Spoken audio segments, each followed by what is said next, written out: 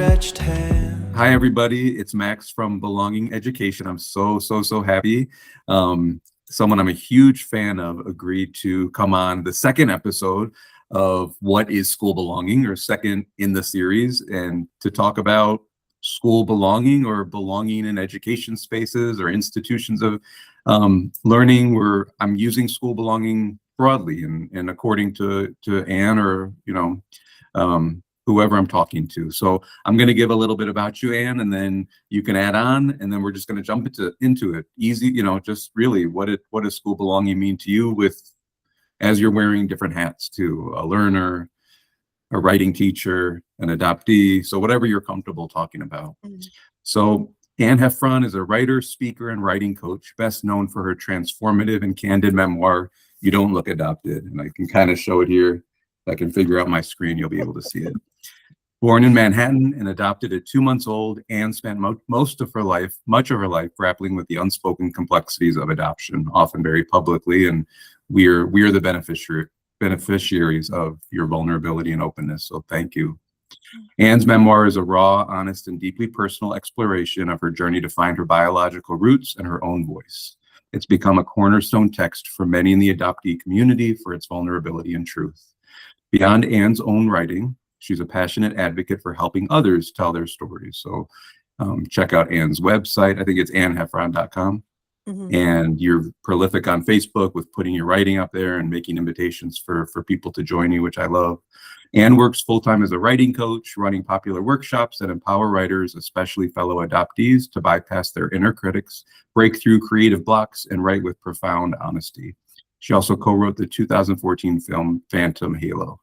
Where to find her book, You Don't Look Adopted, is available on Amazon or the alternative independent bookstore where you can request it. And writing and coaching, you can find Anne's essays, blog posts, and information on anneheffron.com. So thank you so much for being here. I've gotten to talk to you a couple of times, and I always leave feeling really, really excited and amazed at your wisdom and your generosity. So thank you, thank you, thank you. Oh, Max, thanks. I think you're just wonderful. I don't know. We're trying to crack questions that often people don't even like to touch. So yeah. Bring them on. Yeah. So, I try to think about and talk about school belonging, which is obviously built off of belonging in the world. And how do you think of belonging in the world? And how do you think of this question I keep trying to figure out of school belonging? What does that mean to you? Well, right before we started, you were talking about going to your daughter's track meet, and I think I ran track in high school, and it was being part of the team that made I can't imagine going to high school and not being part of that team, because my brain was disorganized and nobody knew to ask questions about it. It just was, I wasn't focusing. There was something wrong with me. And so to have an outlet outside of the classroom, which made me tired and also was social, I had my group of people. And just the other day, for some reason, I was thinking about what it would be like to be back in school and to walk into a cafeteria and not know anybody and have to sit at a table by myself. And I was remembering how terrifying that is when you're younger, because now I could go to a table and sit by myself and it's not a big deal at all. But that it feels like life or death, if you have to sit by yourself, it's a really big deal. It's really terrifying. And I think I see that I walk by an elementary school and I see they have, I think they're called friendship benches. I'm not sure. Right? It's buddy benches. Buddy benches, yeah. And where you could sit and someone could sit next to you. And that invitation, I was wondering how that works in school, if kids do that, if they like that. Yeah. I don't know. I don't have a direct answer.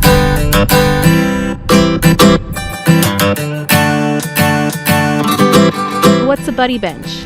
It's where if you can't find your best friends and you don't know where to go play, You sit on a buddy bench and somebody will come find you and they'll include you in your game. So what did you think when you saw me here sitting by myself? What did you think? To come sit with you. You wanted to be my friend. Yes. Have you ever sat on the buddy bench waiting for somebody to play with you? Yes. And how long did it take before somebody came and asked you to play? A minute. You can. I don't know. I don't have a direct answer. I think it's very important to feel that you belong. Someone was telling me about this African American freshman in high school that she knows. She's the only African American in the entire school system, and she's adopted into a white family. And what she does is she just hangs her head and she doesn't participate. And so that's the far end where you're living in terror and not wanting to be there and not belonging at all. Yeah. I feel like it's so important to help those kids because that's a really dangerous place for kids to be. Yeah. I think about, like, some of my work is about the unstructured spaces. So like you were talking about, the recess area, the cafeteria, the hallways where I picture the child you're talking about hanging her head. And it's, even if teachers are doing the best they possibly can in classrooms, the school experience is so much bigger. And those things that we often remember are not about what happened in the classroom. It's about all that time that maybe was 23 minutes, because it's always like some odd minutes, but still it was this adrenaline, this life or death of, where am I going to go? Who's gonna call me out? Who's going to find out that I'm, how did you negotiate it? I think I got really lucky because in 6th grade, a girl moved to town and we ended up being super best friends. Like we did everything together. So then her plus the track team made me safe. I've always felt a little bit like an outsider. And now I know probably, that's adoption, but I didn't know. But I didn't have to experience I didn't ever experience bullying or, so I was lucky in school. I didn't like it. I skipped school a lot. But I remember in sophomore year, we had a new kid come to school, and it's the time at the lockers also is really stressful, and his locker was next to mine and he was standing in his locker shoving marshmallows in his face as fast as he could. And I was thinking, oh, this, like, he's so afraid, right? And he needs calories. And so I knew it was really important to reach out to him, and I just feel like that's some signal. There was some signal. It doesn't take much, like someone rescue this kid, someone say something to this kid. We gotta bring him into the group. Did that become a friend of yours then? Was it like, now we he start was adding? Adorable. So it was sort of like, wow, you're super hot and you're shoving marshmallows in your but he definitely became a person. Yeah.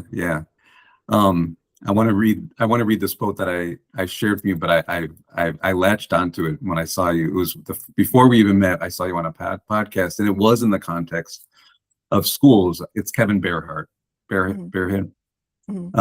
You said, I think you were talking about how teachers. It's amazing how so many adults, teachers specifically in this case, just reduce the adoptee experience down to, whatever, pick the trope, like Little Orphan Annie or a lucky thing for parents, but adoptees are shiny objects. And what you said, I wrote down your words: when an egg is dropped or breaks, no one wonders why it's all over the place, a mess, disorganized. So talking about an egg. But then you say, so how come adopted people keep thinking they have to apologize for their scattered minds? And thinking about you answering one of his questions in the context of school, like, when you reflect back on that, like, do you recall times where, you said it was tough to pay attention to anything for too long. Do you recall times where adults didn't show patience or curiosity or, lean in to better understand you, that made school harder for you? Yeah, I presented really well. Like I tested well.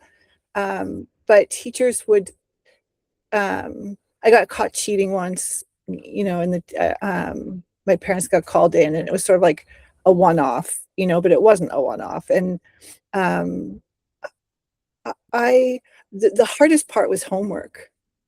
So what I would do is I would run for track and then eat so much sugar that I would want to pass out.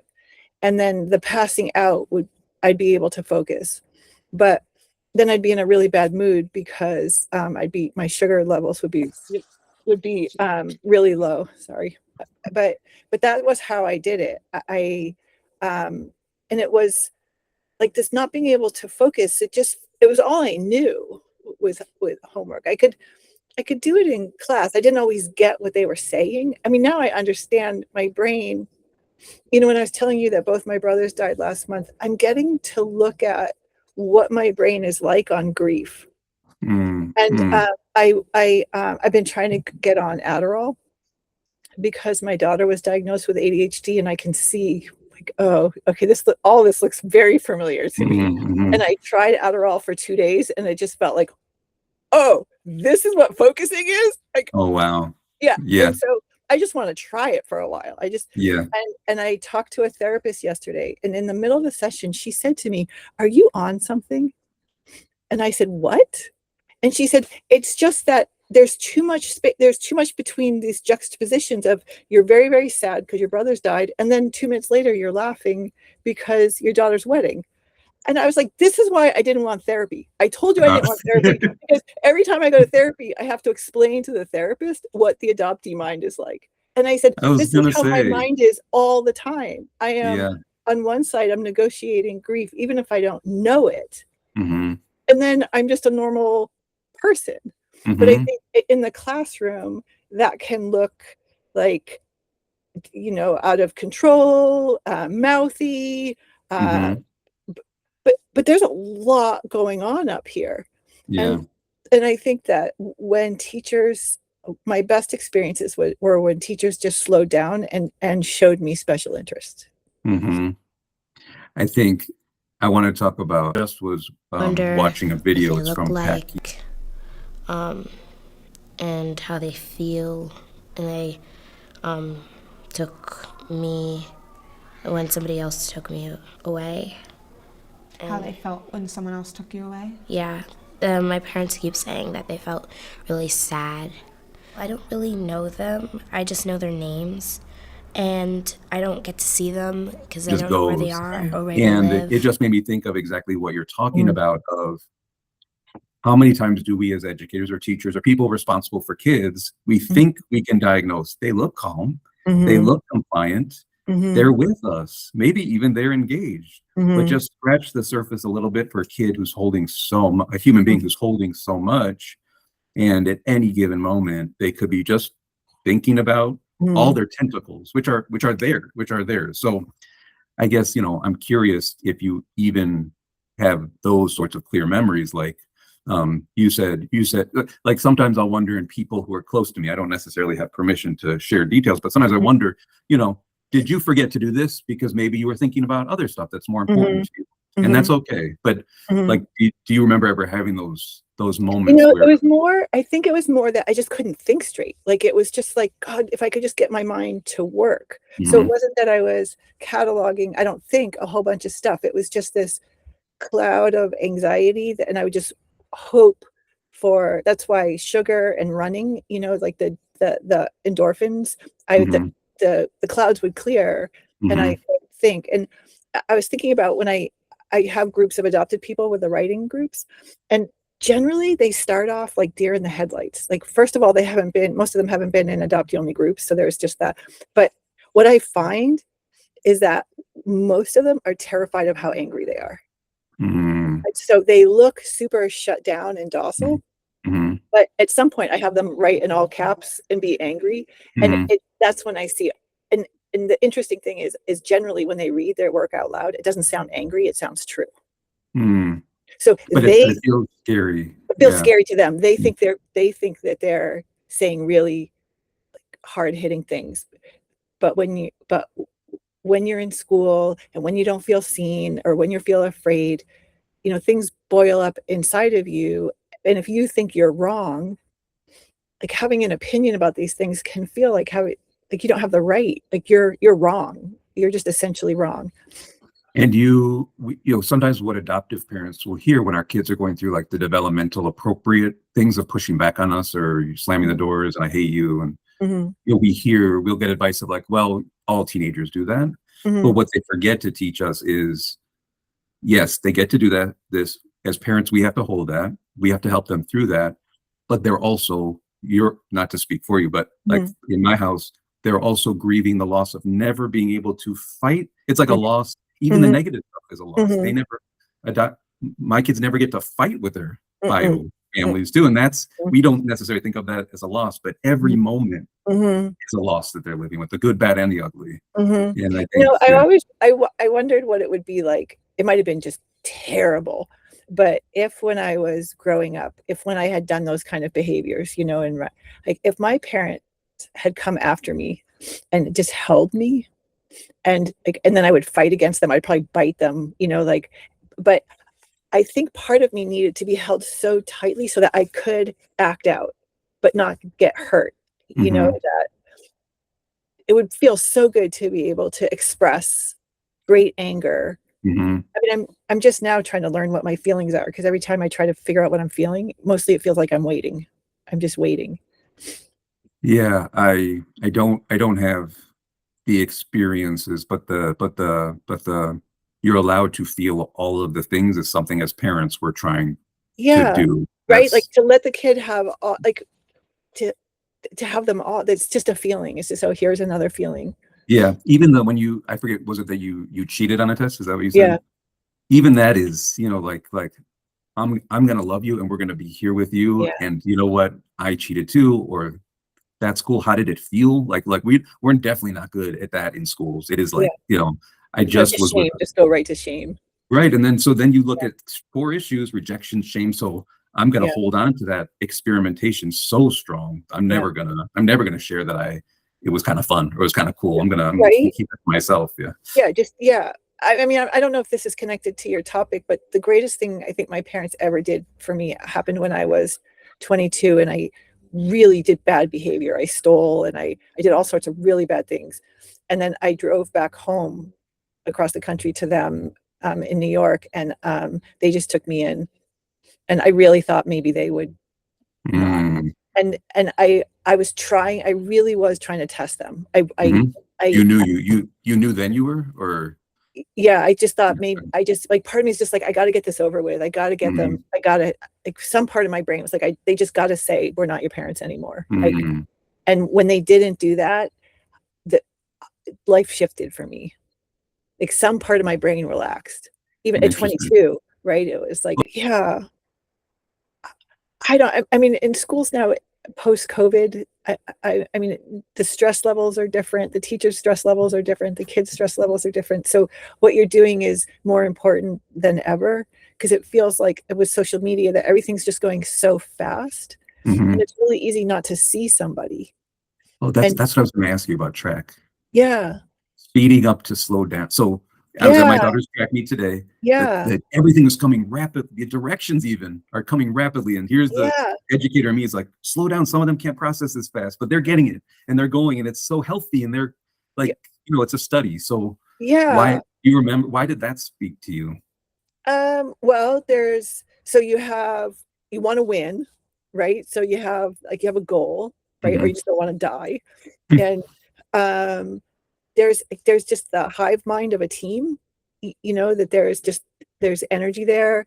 There is, it's the body, like you're in the body. If you're sitting in the classroom, you're normally out of your body, right? You're up here, but the body has its own way of being. So it will do stuff this is why it's so crazy to have kids just sit at desks when their bodies need to be alive in that. If track, I'm so grateful to track. That made me, it was so human. I learned so much about myself. I mean, I would skip school and go to track. I mean, there's I had to pull up his name. DeLeon Gray is a researcher that studied his philosophy is so standing out while fitting in. Oh, and you yeah. study. And even the kids, Yeah. like, so if you're not that great, then you can be the person that cheers people on. So then you do have a role, you know, that Yeah. there's, yeah. So will you talk about writing, because you are a teacher too? Yeah. You're an instructor, you bring groups together. So how do you facilitate that? Like, even when you say, it sounds like you work on bringing people's vulnerabilities out when you have adoptee groups. So how do you, and some of it's virtual, so how do you do Yeah, that? How do it's you? almost all virtual. And I think that if I would love to go into schools, except it's just those kids are not safe with each other often, Mm, right? So like for kids to be really vulnerable with their writing isn't really mhm, safe. But what I love in the groups is I can hear when people are being truthful. And it's just so I just ask a prompt, but they only have a little bit of time to answer it. So they don't have time to edit themselves. And then I have them read it out loud right after they've written it so that they can get used to like not judging. It's just produce and read, produce and read. But then they're also hearing everybody else's. And you know what's crazy is the writing's always beautiful. mm, I don't know how to explain it. It's not just beautiful. It's like, oh my God, how did you just do that in 6 minutes? And I think there is something about a person truly living in their experience and expressing how they feel. It's like giving a little kid and having him draw a stick figure. The stick figure is always beautiful, mhm, right? Like 100% of the time. mhm, And the weirder it is, the cooler it is. mhm. And that's how it is with the writing. And then they just get to see by reading out loud and getting used to being that anxious and then hearing everybody else like, oh, there is power.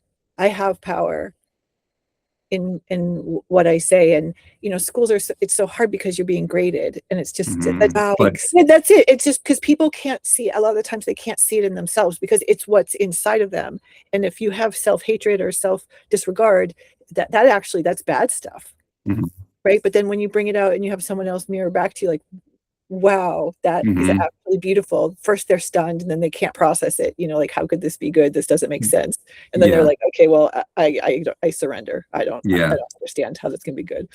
yeah. I mean, we have so much to learn from one another, but we're so good at filtering Right. ourselves. And I wonder, as you're talking, you're making me fear that that's what happens in schools. I mean, I think so. I yeah. think I feel like as a writing coach, what I'm trying to do is undo it, what people learn Mhm, in school, because it's, mhm. you know, you figure out what does the teacher want me to say? How should I say it? And how can I say it in a way that won't get me in trouble? And so that's not writing. Right, right. That's more of the Well, I conformity guess it is that you're writing. talking. That's the forcing your body in a chair version of writing. Yeah. Yeah. Yeah. Um, so one question, think about a precious youngster in your own life, and Mm, it could be your younger self. mm, What would your wishes be for their experiences? And again, I'm using school as sort of the next place. Once you leave home, mm, you're entering society via school. mhm. So what would your wishes be as far as like having an experience or certain treatment? What would your wishes be for that precious Oh, young person? I would wish for each person to have someone that really sees them and just is always encouraging them for everything, just mirroring back what they're doing with no expectations and being um, truly curious. My last question of like, I hear you're thinking of so much stuff that you're carrying around, and then Mhm, you have the world out there. mhm, Like, how do you do that dance? And I will say that is a very common thing too, to bring it back to schools again, that everyone will often come up with. Like, it's hard enough to be in the school, let alone have, name the problem, funding, mhm, political, violence outside of the school, guns, whatever it might be. Um, so that question of not just quieting the internal, but mhm, closing off some of mhm. this. What are your practices there? Well, I think first of all, part of it is if you feel bad about what's inside you, there isn't a good why to silence the outer Mm, noise. The outer noise is necessary um, because there's nothing good in here. So at least I could focus on outer noise. And so I think I need a reason why I would want to cancel the noise. And it would have to be that there's something in myself I'm excited about expressing. And so if it's, if I do a drawing in class and someone compliments it, or if I have a good run in track, or if I write something, or if I do something that's proof of goodness, so that I'm not afraid of what's inside of me. And so I used to think of myself like a Mexican jumping bean, like there was something poisonous inside of me that kept me moving. But now what I'm understanding is that what I thought was poisonous is actually the best thing about me. I was just afraid of it. And, partly from adoption, that's from, being told nothing about my origins. So feeling like something must be wrong, but not articulating it or even thinking about it, really. I think that now I'm 61 and I feel like I have to have goodness inside of me. That's inherent to everything. So if I don't think I do, I am confused. Like my brain is confused. And so I need to find practices to access the stillness inside of me so that I can feel connected to something higher than myself. And being out in nature is so important. I used to exercise a lot, and that really did it, but my body doesn't like that so much anymore. And so I'm finding I'm in a transition place right now, because all the things that used to make me feel good I think a lot of them were coping mechanisms. It was like shopping or dating or spending money, or eating, and all that stuff doesn't really work anymore. And so I sit outside. I live in an organic farm, and I sit by the kale, and I just look at the kale, and I think the kale is growing from the earth, and the sun, it's just kale, and I'm just a body, right? Yeah. And so any thoughts I have that are not about I just belong here are confused thoughts. Yeah. And so I have to keep grounding myself back to the kale. I And love then I that. eat it. And then I eat the kale. That's you have a poem right there, or a picture book in my world. But I think